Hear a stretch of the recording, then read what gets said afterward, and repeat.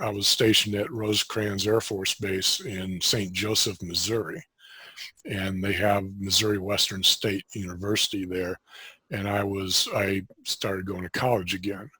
Uh, I was, I think, 24, 25 years old by then. Yeah. I told you my first attempt at college was a total disaster, my Yeah. fault entirely. Yeah. When I went back, you grew up real fast in Southeast Asia. Mm, mm, And that certainly happened to me. sure. And Yeah. so when I went back to college, I remember the very first day I went into a classroom and I'm looking around, and I'm not much older than the other students that are in there, but my attitude was, God, I'm in a classroom here with a bunch of kindergartners. Yeah, I hear you. And, Um, the maturity levels were just sure. totally different. Yeah. And I struggled with that, for a while. Mm. Um, I don't know. I was later diagnosed with PTSD in 1985, I guess it was 86. Yeah. Uh, but that's neither here nor there.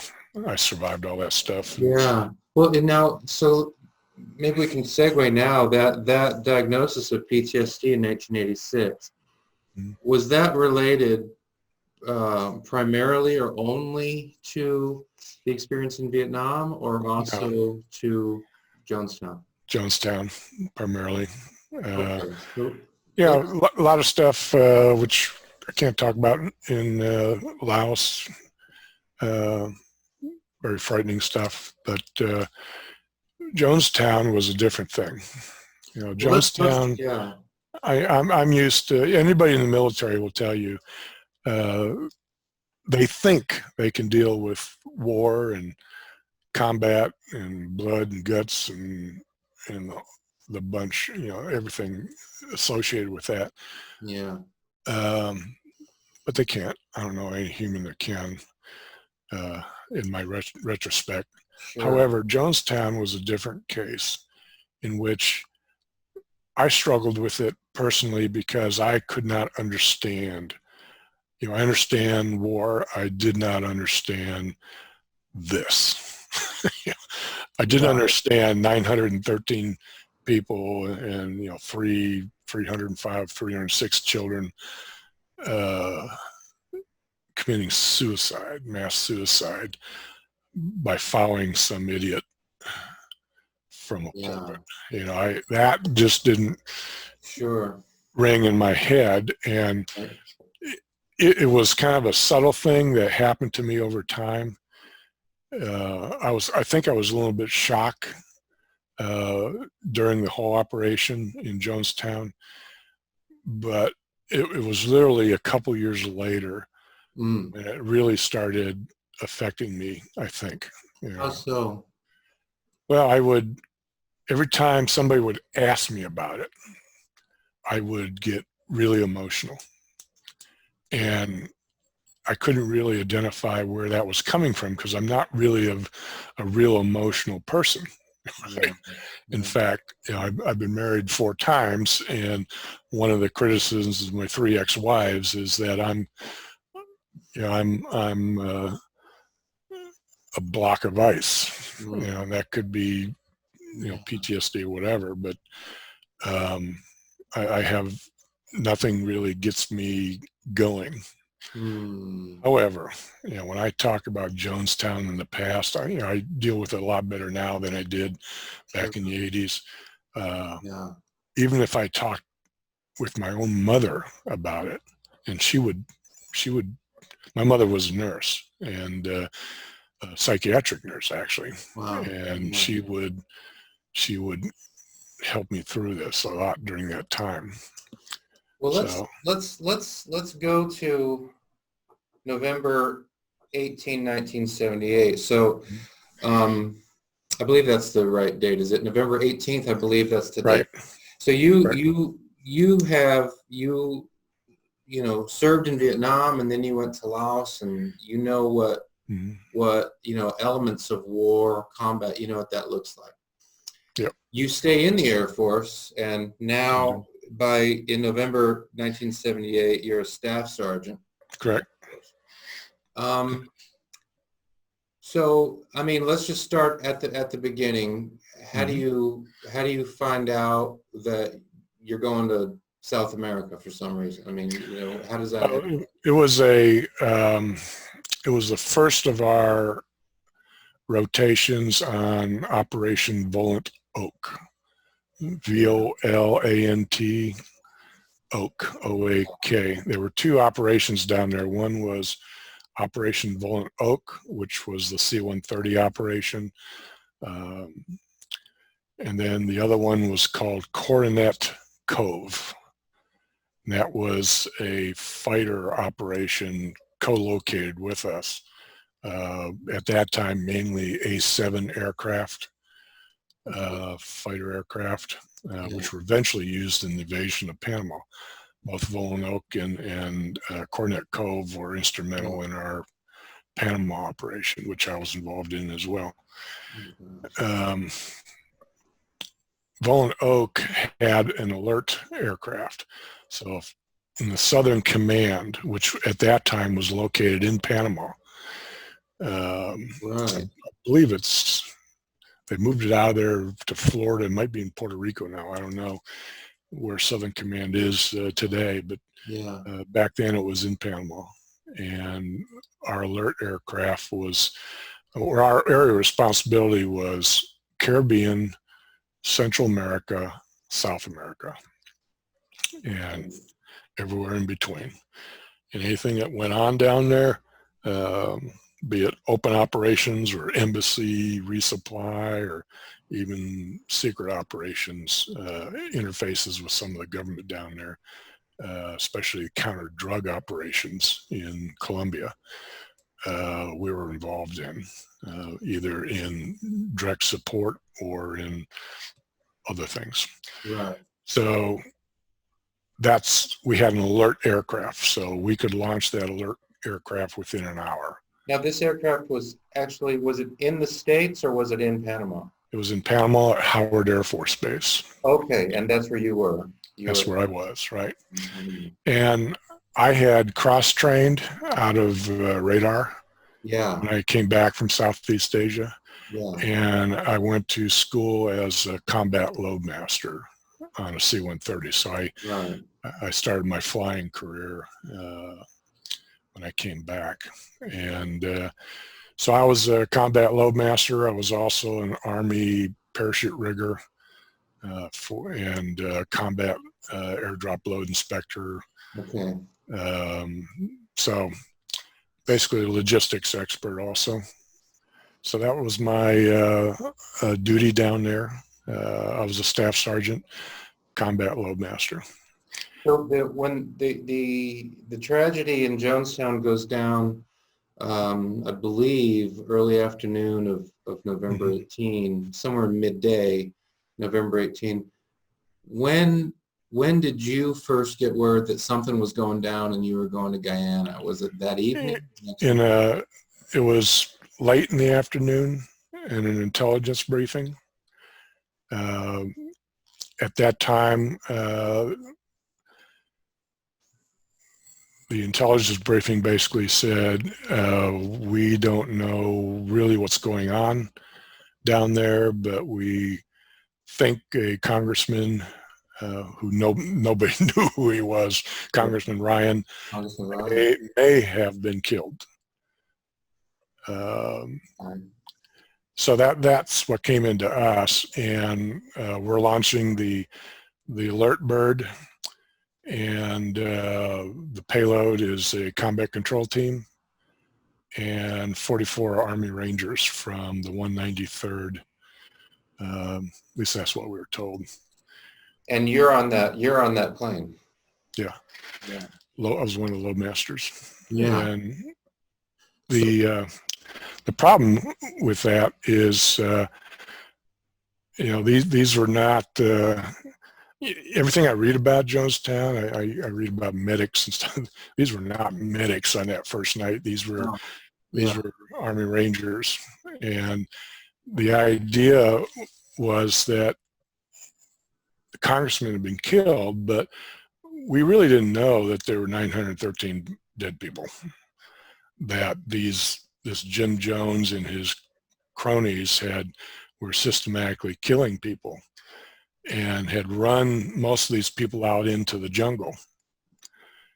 And the idea for the combat control team was to secure the dirt strip down there, which was a terrible airfield. Right. I think it was even less than 3,000 square foot or feet of dirt. Yeah. And the Army Rangers were to go out into the jungle and find these people and try to bring them back in.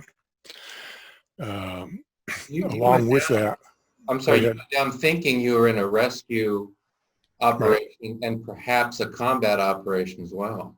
Well, definitely a combat operation, because at that time the Guyanese were more or less aligned with Cuba. We were not their friends. So, was that part, do you remember that being part of the discussion then? Yes. This might actually have a Cold War tie-in, and we might be in fact, we even had an escape and evasion plan in case we were stuck there. So I just want to, because I haven't heard this before. So one of the, you don't know what's going on, but one of the possibilities is we might actually get into a fight with the Guyanese military. Right. It's a possibility. However, we were told that in Georgetown, the embassy representatives were trying to coordinate things with the Guyanese Defense Force. Right. And that you may or may not run into Guyanese Defense Force down there. And our impression was they were so disorganized that they may not know that we're there on a humanitarian mission to try to rescue people. And it may wind up in a conflict, so be very careful. Wow. And of course, the Rangers and the combat controllers were armed to the teeth. Sure. They were loaded for bear. Right. So anyway, there were other aircraft involved. It wasn't just the Alert Bird. They I think it was from Eglin Air Force Base, AC-130 gunship showed up as well. Now, when did you actually arrive? So by the latter part of the afternoon, November 18, you've got word something's going down. Well, we didn't get there directly. We actually had to go to Caracas first to pick up a CIA team from in Caracas, because they were kind of the CIA team that was kind of monitoring the thing. So we picked them up, and then we headed to Jonestown, which is out in the middle of nowhere. Now, do you stop in Georgetown first? No, we did not. In fact, I'm not even sure we had permission from the Guyanese government to enter their airspace. It was lights out, blacked out, special ops kind of thing. Right. Now you're on the ground the next day then, November 19th. We actually landed in the middle of the night. Must have been, if I remember correctly, maybe 3 o'clock in the morning, 3:30. And we made an assault landing on the dirt strip. And I thought we were going to crash. It was pretty rough. Right. And opened up the troop door, and boom, we were surrounded by Guyanese Defense Force. Now you land on the strip that Ryan's plane is on? Correct.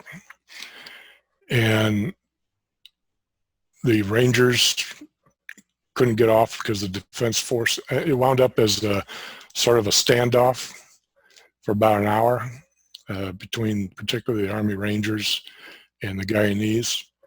And then an American official showed up with some Guyanese official, and that was the end of all that. So we dropped the Rangers off in the combat control team, and we bugged out, went back to Panama. All right.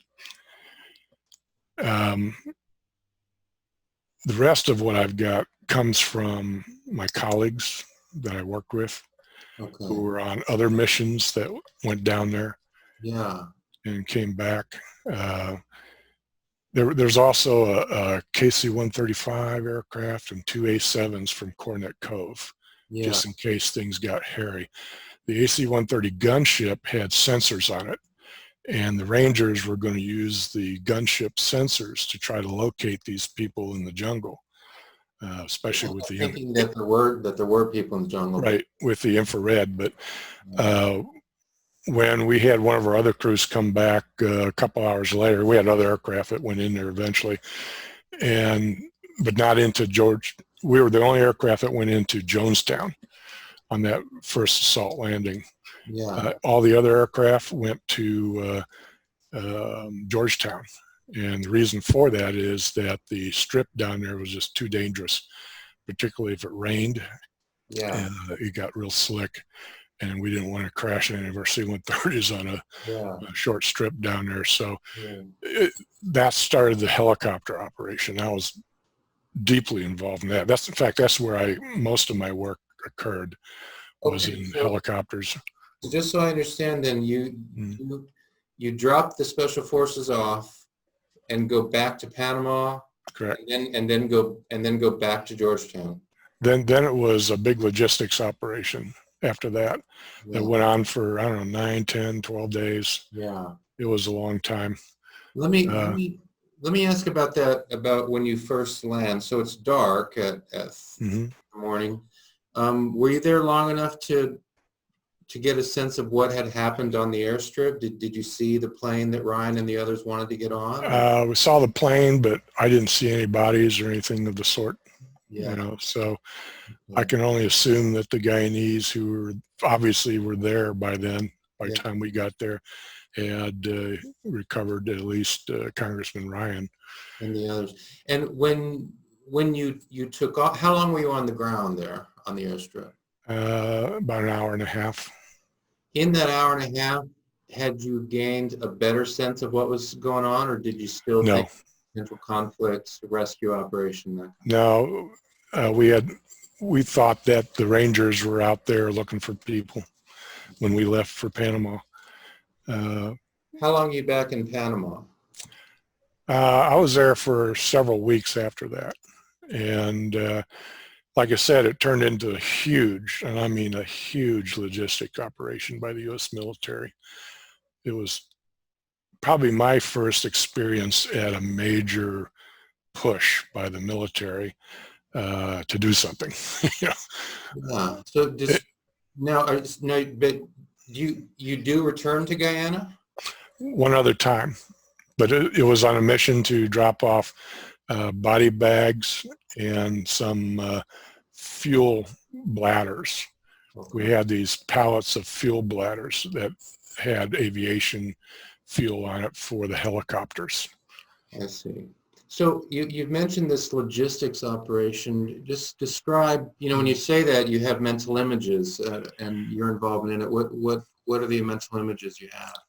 Well, I was what they called the ramp tramp down at Howard Air Force Base, and I was responsible for getting all these C-130s and C-141s and other types of aircraft all loaded up with equipment, aluminum shipping caskets, body bags, MREs to support the people who were in country. That's the food for the meals, right? Yeah. God, what else did we send down there? Tents, forensic stuff. The FBI had some stuff we sent down there for them. Water, because there was no potable water down there. And the medics, we eventually sent a bunch of Army medics from the 193rd down there when it turned into a body recovery. 193rd Battalion was, I think they were called Battalion, might have been Battalion, was the Panama located Army airborne unit. Yeah. They are a combination of just about everything, medics to Rangers to, I think they even had some Green Berets. But what you saw down there was a combination of medics and airborne troops that were sent down there basically to bag bodies. Right. And if you look at any of the pictures that some people took while they're down there, you'll see Army guys with green caps, and you'll see little jump wings on their cap. Those are either the Rangers or the airborne folks. But then you also see people with little emblems, little medical emblems. Those are the people from the medical unit. Sure. So, we took personnel, but it was mainly, well, the big fiasco was the helicopters. That was absolutely ridiculous. The Army Aviation branch of the 193rd down there had UH-1s, which really turned out not to be very effective because you can't really load too many bodies on the UH-1. That's the old Huey, right? The Huey, right. What we traditionally think of a Vietnam helicopter, right? And so I remember that we were supposed to load the first 2 helicopters, and they had to be broken down. Right. Because to fit them into C-130s, our original intent was to break them down, fly them to Georgetown, reassemble them, and then start making shuttles back and forth between Georgetown and Jonestown. And the main reason for that is getting the bodies back to the States. We could not bring C-141s directly into Jonestown. I mean, it was hard enough just to get that one C-130 in there. So everything operated out of Georgetown after that. Right. And so how are you going to get the bodies that distance? Well, it's helicopters.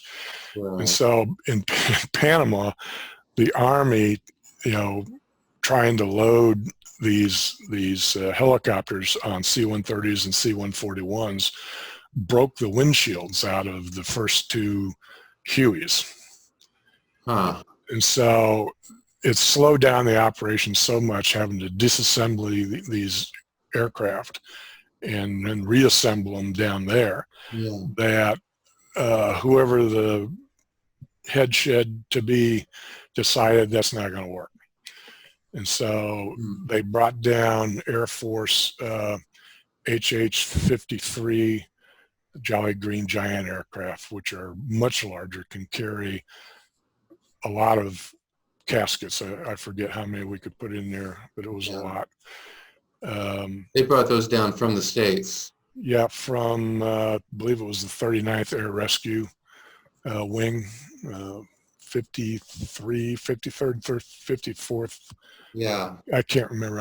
I'm so old right now, but I think they at that time were out of Patrick Air Force Base. I could be wrong, but I think they were out of Patrick.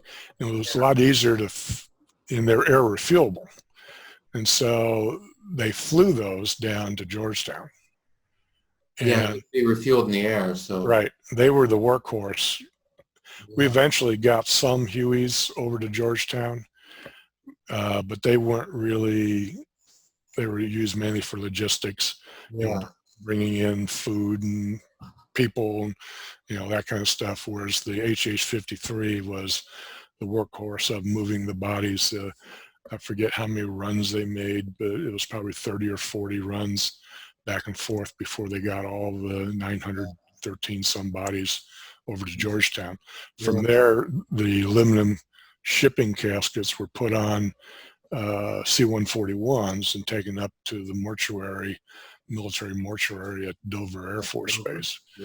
And so, my logistics participation was making sure that the operation in Georgetown and Jonestown had what they needed to do their jobs.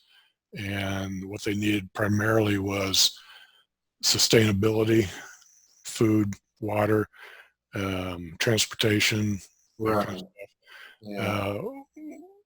Aluminum shipping, caskets, body bags, banana oil.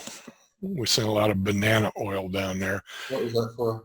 Well, they would take a scarf, put it around their face, and put a little bit of banana oil in the scarf, and it would cover up the stench from the bodies. They didn't, my understanding from the Rangers who I talked to when they came back, and also our own Air Force fellow crew members, would pick stuff up, Yeah. is that they didn't get the body or bag the bodies for quite a while. That the FBI was down there. Obviously, when a congressman is killed, it's a big deal. And they were conducting an investigation and didn't want any of the bodies, bagged or moved until their investigation was done. And my understanding from talking to my colleagues was that that was a good 9 days, 8 or 9 days. You've got intense heat and intense humidity. Yeah, it's typically over 100 degrees down there in the shade in Guyana, and high humidity, and the bodies were becoming very bloated. They were bloating up. One of the rangers told me that they pulled a gentleman off of the pile when they got permission to bag the bodies, and his entire flesh on his arm came off the bone. So it was a mess. We had one of our aircraft that brought the Rangers back when the whole operation was over, and the crew had them. I remember Colonel Butchrin was the aircraft commander in that one. He told me that they had the crew stripped down right on the airstrip, and they wound up burning all their uniforms and had to put fresh uniforms on. But even still, the stench of death got into the air conditioning socks on the C-130. I think the tail number was 030. And for literally years after that, when I flew on that aircraft on a hot day, on a hot summer day, and you had the air conditioning running, you could smell death, for years. That aircraft was eventually given to Honduras, I believe. Wow. They crashed it. No, so most of your involvement then, you go into the airstrip outside Jonestown the first evening, drop off the special forces guys. Can you? Well, I was going to ask another question, but since we're here, this question comes to my mind. How would you describe the interaction with the Guyanese? You said there was a little bit of a standoff. What happens in an hour and a half there on the airstrip? The Guyanese were not going to allow anybody off the aircraft. First of all, they were not expecting us. Yeah. And it was a shock to them, as it was a shock probably to us to see they were there. Yeah. We knew that there might be people there. Yeah. But we came in and landed on the airstrip, lights out, and it was probably they probably had no idea what was going on. They had no idea what was going on, and it probably scared them. Here's these Americans with guns and knives and looking pretty mean, showing up in Guyana. But eventually, their officials let them know that it's okay. And we were never allowed off the aircraft until the American officials showed up. And then the Rangers left, the combat control team left. We had a Jeep and a trailer with a bunch of CCT equipment on it, radios and that kind of stuff. Yeah. And we left, and that was that. Now combat control team was there to set up the airfield and control it. Eventually, some of that team also went over to Georgetown to control the airfield at Georgetown. Yeah. So. Yeah, and I've had the privilege of talking with some of those guys. Mm-hmm. So then, most of your involvement there is in Panama. Right. But you said you did go back to Guyana one more time, and that was how much? To Georgetown. Georgetown. You went to. Right. That was probably. Well, that was when, I can't remember what day it was. It was when they were bagging the bodies, and they had a lot of the bodies already over in Georgetown. And we were dropping off fuel bladders and some aluminum shipping caskets.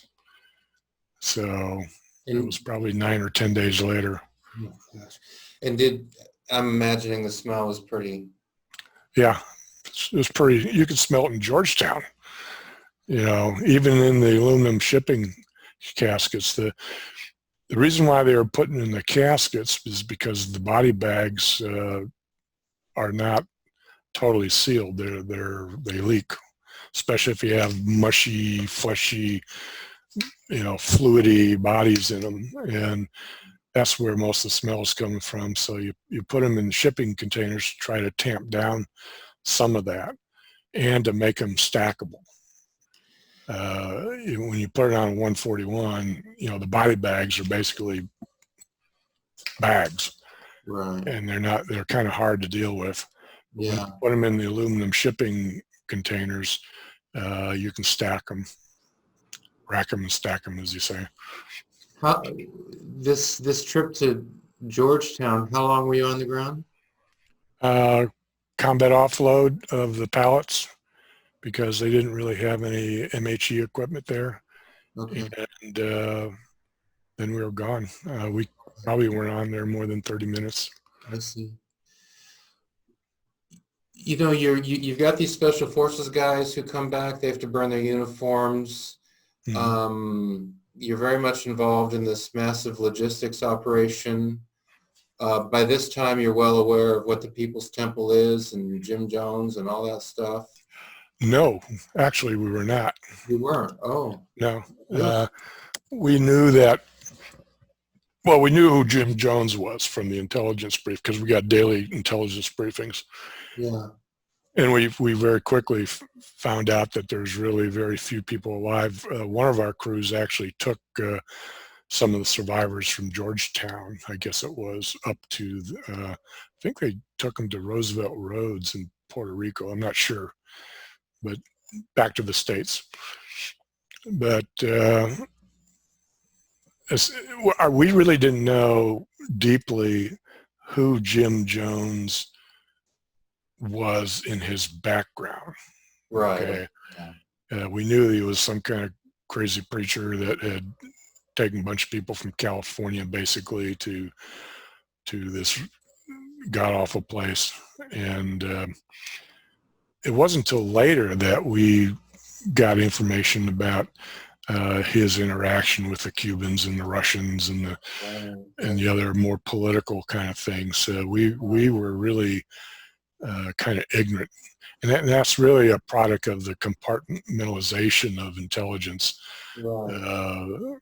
In that we had the intelligence that we needed to know to do our jobs, but the deeper political kind of stuff we didn't get until much later. Wow. So. Well, that raises another question. That I was heading to ask you one question, which I'll come back to, but what Sure. you just said brings to mind a question that I also had in mind. These days, if somebody hears the phrase, like if a student of mine hears the phrase, "Don't drink the Kool-Aid," it's unlikely they'll know where that came from. Right. Many of my students have never heard of Jonestown. What is it like for you when you hear that phrase, or when you see, I mean, I forget what it was, but something recently going on in the news, there was just a passing reference to Jim Jones. Mm-hmm. And for the overwhelming majority of people, even of us who know what that is, who know who Jim Jones is, that's an abstraction. Right. Because it's just an idea. It's something we've seen in documentaries, we've read books. But what about for you, when you hear a reference to Jim Jones, when you hear that phrase, "Don't drink the Kool-Aid," does it take your mind any place? Oh, yeah. It does. It does. Me personally, it does. You have some very good students there, because mine don't have a clue. Yeah. You ask about Jonestown, they have no idea, right? Yeah. But somebody like myself and some of my colleagues, who most now are retired, when we hear that kind of stuff, it just brings sadness to me personally. Just bad memories of how stupid humans can be. It's more that kind of feeling than, oh my God, I'm going to faint, it's more of a sort of an internal uneasiness about the cruelty of humanity, I guess, how cruel it can be. So I don't want to pry too much, but let's just say you're in a meeting, and who knows what you're talking about, some whatever's being talked about in the meeting, and then someone just sort of in a joking way, just off the cuff says, don't drink the Kool-Aid. And there you are in the meeting. And of course, no offense is meant, it's just a popular phrase now, but does your demeanor change somewhat at that point, or what happens at that? No, it kind of rolls off me. I'm probably the only one in the meeting that knows what the phrase means. And no, today I'm able to talk about a lot of things that I couldn't talk about when I was younger. Yeah. I don't know if that's with age or time distance, know. But when I hear stuff like that, it gets me thinking back, like, oh, that was a bad deal. Gotta hope we never do that again. I've been in all kinds of operations, from the Vietnam War all the way to the first Gulf War, Haiti, Panama. Believe it or not, we actually helped the British in the Falklands War. Oh my goodness! Really? That was an interesting logistics operation too. And of course, the first Gulf War, which was the mother of all logistics operations in my Air Force career. So I've had a lot, and I was also picked, I was at the Pentagon 91 through 93, and I was selected because I'm bilingual. I grew up in Cali, Colombia. I was a logistics expert and had a radar expert background, and so I was picked to build 2 counter-drug sites in Colombia, one in Leticia, Colombia, and one in Araraquara, Colombia, in an area they call La Meta. So I've done a lot of things in my 27-some-year Air Force career. This was just one of them, but it was probably the most tragic in my mind when I think back on it. When people die in war, I've had some of my comrades die in war, and I've had them die in aircraft crashes. And that's an expectation. It's part of the job. It's part of the expectation. I still get bothered today when I think back about Jonestown, because it didn't have to happen. It was, to me, an anomaly in human behavior. I am definitely against cults today. I can tell you that, because I consider this to be, in retrospect, a cult kind of deal. And what disturbs me the most is how seemingly intelligent people, cognizant people, can get drawn in by some charismatic person like Jim Jones. And I know if somebody, maybe I'm just different from other humans, but if somebody came up and told me, hey, we don't like the situation here, drink this poison Kool-Aid and kill yourself. No.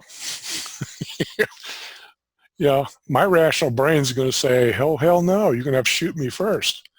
That probably happened in Jonestown too, who knows. But it's really one of the things that puzzles me the most. That you mentioned some hundreds of kids down there, but of 900 plus, let's say maybe 500 would have been physically capable of kicking over that. There was only one vat. There's only one vat, and we only need one person. out of 500, roughly 500 people capable of doing it, and it didn't. Right. And that to me is just one of the enduring mysteries of this thing. Well, the compliance Yeah. of people going to their death, I just don't understand that. Yeah. I'm not a psychologist, and but I can think back that if people are under the influence of somebody, I've actually had this happen in my own family years later. One of my brother's daughters fell in with a drug gang in Kansas City, and she was 15 and kept running away from home. Yeah. She was basically under the influence of these folks, and Yeah. I helped my brother and another gentleman basically kidnap her from the drug gang 3 separate occasions. Wow. And long story short, so you're not worried about humanity, she eventually turned out great. But during that Yeah. influential part of her life, when she was 15 years old, she was very susceptible to suggestion. Mm. As And you were involved in these rescue operations, did you, if not, even if this wasn't at the center of your thinking, was it part of your thinking, the experience in Jonestown? This is, I mean, in addition to the fact that we have a family member here who needs to be rescued, I've also have a pretty good personal sense of what can happen if people let themselves be dominated in this way. Well, I do know the crush for me, the psychological crush for me, was when we found out, a day, must have been maybe 2 days later, that there essentially were few survivors. You could probably count them on one hand, I think so. is kind of what we were told back in Panama. And that really was kind of devastating personally to me. Yeah. It really kind of drove me, because now it was a whole different kind of operation. It was less of a rescue operation. Now it's a humanitarian recovery operation. And the whole mood of not only me, but my colleagues and the entire military shifted almost overnight, because a rescue and a recovery are two different things, Right. psychologically to us, you know. And you did receive the Humanitarian Service Medal. I did. Your work in this. Along with all my colleagues. It was something that is kind of a sweet and sour kind of thing for me. I have some pride that I was involved in this humanitarian operation, but then when I think about it, there was no winners. In war you have winners and losers most of the time, not always. In this kind of thing, there was really no winners. Let me ask you this. I've got just a couple more questions for you, and then we'll let you go. I really appreciate you taking the time.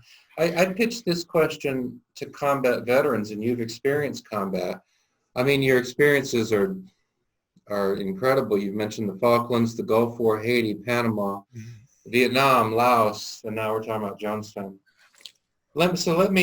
I'll change the scenario a bit from what I often will pitch to vets. And here's the pitch.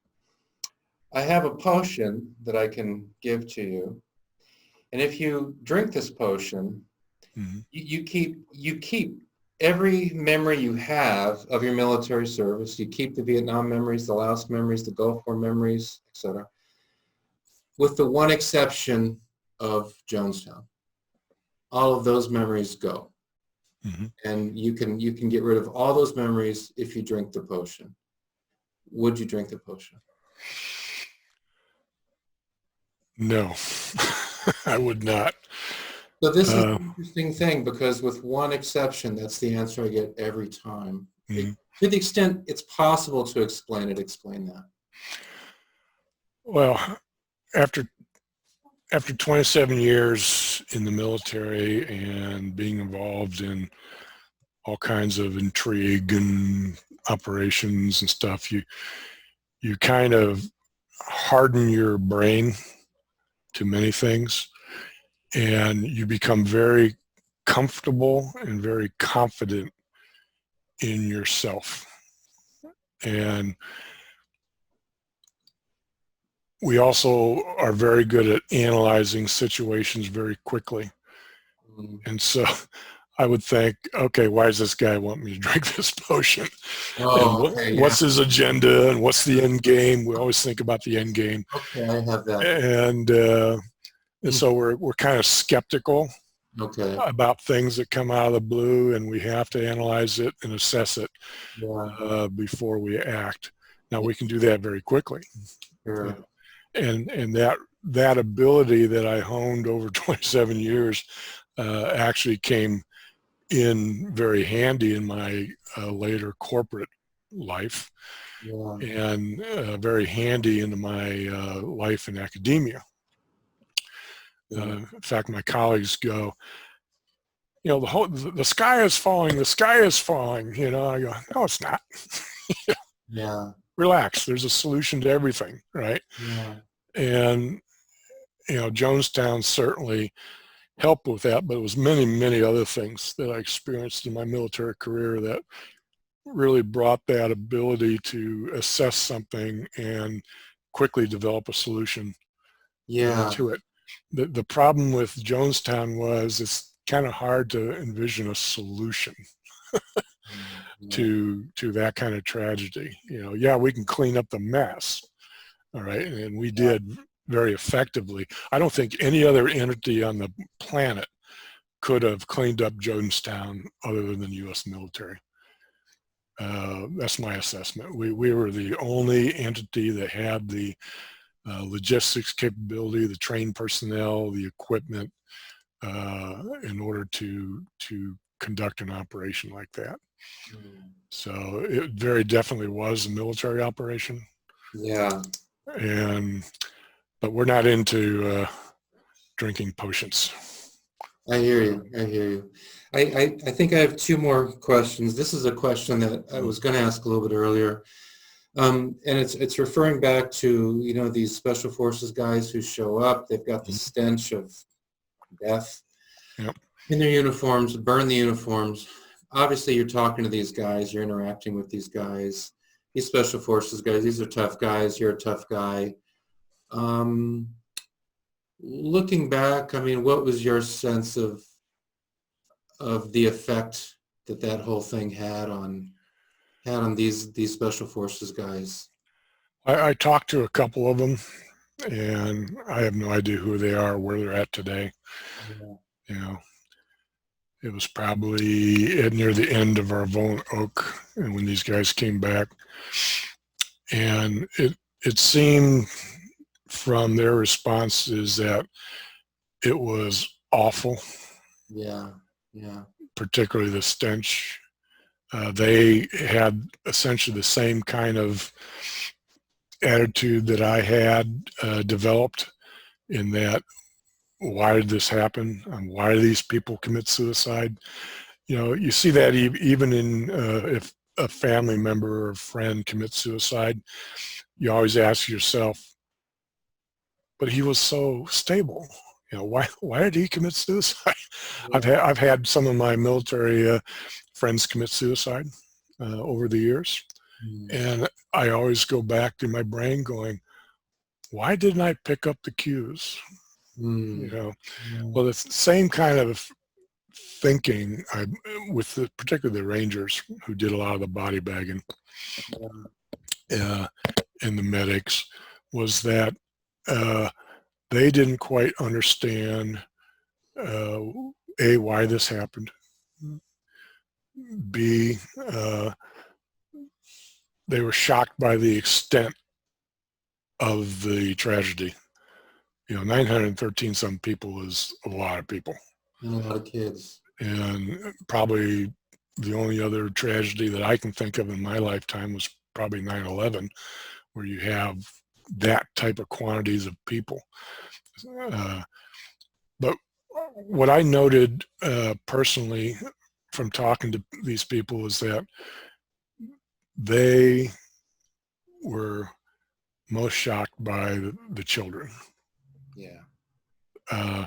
We understand people dying, adults dying, they make their own choices, but 300 some children dead, that still kind of shakes me a little bit today. When I think about it too hard. But I know it affected everybody that I knew involved, and it was basically, why the children? Why the children? Yeah. Yeah. Let me I think this is my last question here, and it may be a terrible one. But let me try. So let's just put together a scenario. You're in a restaurant or someplace, and then next to you is a woman who's about the same age, maybe a little bit older, and she's in the same, she's in the same spot. I guess she'd probably be about 10 years older. You get to chatting, and she discovers that you were part of this operation, and you discover that she lost 3 children down there. When you find that out, or let's say you find that out before she knows you were part of the operation,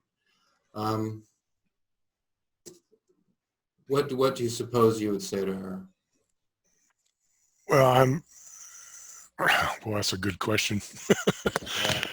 I could only speculate my response, if you don't mind. No. And that would be, I'm kind of a empathetic person in one sense, and in other senses I'm not very empathetic. Okay, all depends on what the situation is. Situational awareness, right? In this case, you have a tragedy where a woman has lost 2 or 3 children, and now I discover it. I find out about it. I'm part of that operation. I would be honest, always be honest, to tell her that I was part of that operation, and I am so sorry about your loss. Yeah. And try to be as empathetic as possible. Don't get into any political discussions. Don't get, because there was a lot of politics that surrounded this whole thing too. And just try to be as empathetic as possible. I've done this before in other situations where I've been part of an operation where somebody has died, and I run into their family members. And in some cases, it's an open subject. Other cases, it's highly classified, and you can show the same empathy. You just don't tell me you were part of the operation. It's. I have the same thing going on with most of my students. Have no interest in Jonestown, none whatsoever. I've only been invited once to talk to a university group about Jonestown. That was years and years ago. What they want to know is, what did you do? Did you know Pablo Escobar? They've all been watching, all these Netflix shows about the counter drug operations. They are in tune with that. Okay. But Jonestown is fading from their memory. That's why I really appreciate what you folks are doing. This is so important. Because this is a tragedy that cannot be repeated. Humans are just too smart to be doing this kind of stupid stuff. And to me, the whole thing, if I could sum it up in just one word, is senseless. This was the one senseless thing in my life. There was one, I mean, it wasn't all, sad and tears, Right. There were a couple of humorous things that went on in that whole operation too. Mm. I remember one of them, the military is sometimes bureaucratic. Sure. Yeah. Okay. Yeah. And I remember, being the ramp tramp down there in Panama. Uh, it was a mission going down to Jonestown with an entire aircraft full of fuel bladders. We couldn't get enough fuel for the helicopters there Mm. fast enough. And so they were actually filling these round bladders, and we had 5 of them, each on a pallet, right? Right. And they had to fuel, and it takes time to put fuel in these huge bladders. And Right. so the Army was busy doing that. Yeah. And I'm sitting there waiting on these fuel bladders to load them on this aircraft. And I remember the aircraft commander for that mission was a friend of mine, Don Buttrin. He's retired as a colonel, and I think he was a major at that time, and I was a staff sergeant. Yeah. But we were pretty good friends, and he came out from base ops to say, well, we have a takeoff time in 30 minutes, and we're not loaded yet. What's going on? I go, well, the Army's still filling the fuel bladders. I can't load what I don't have. Says, well, we're probably going to have to log a late takeoff, and the command post is not going to like that. Yeah. Because their ratings are based on-time takeoffs, right? Right. Yeah. And so there was this 06 colonel, Air Force colonel, who was in charge of the entire ramp logistics operation. And he comes out running. I see him coming across the ramp on his bicycle, like the Wicked Witch of the West, na, na, na, na, na, na, na, na, na. And I know, oh my God, he's going to come out here and want to know why the aircraft's not loaded. Yeah. He's going to ask me the same question that Major Buttrin just asked me. And so this guy gets out here and he goes, why are these fuel bladders not in his aircraft? By that time, it was like 15 minutes to takeoff time, and no airplane ready. And I go, well, sir, the Army is still filling the bladders. I can't load what I can't have, right? He says, well, we're going to have a on-take or we're going to have a late takeoff. He says, where's your aircraft commander? I said, well, he went back into base operations. What's his name? I says, Major Don Buttrin. And I go, well, if he comes out here, you tell him I want the crew in the aircraft. I want you to take off. I want you to fly out and do low approaches for training from the VOR. Oh yeah, right. And then when the fuel bladders show up, that way we can log a on-time takeoff. And when the fuel bladders show up, land will zip them on there, and you can take off for Georgetown. Yeah. And he, goes running off, right? Who am I to tell a 06 no? Sure. So Colonel Buttrin comes back out to the aircraft, and I go, Colonel, we got a problem, or Major, we got a problem. There was this colonel just came out here, wants you to get in the aircraft and go fly training approaches until the fuel bladders show up so they can log a on-time takeoff. Yeah. And he looked at me, he kind of smiled, and pardon my language, says, we're not doing that. No. Oh, really? Yeah, and he turned around and walked back into base ops and confronted this colonel, and they never did that, so. Okay, so things got dealt with there. But the military, what the colonel said to do. The humor of the bureaucracy sometimes was thick in the air. Yeah. Although in the humor shows up later in the immediate term, it's just sort of right. Well, Mark Woodhull, I really appreciate you taking the time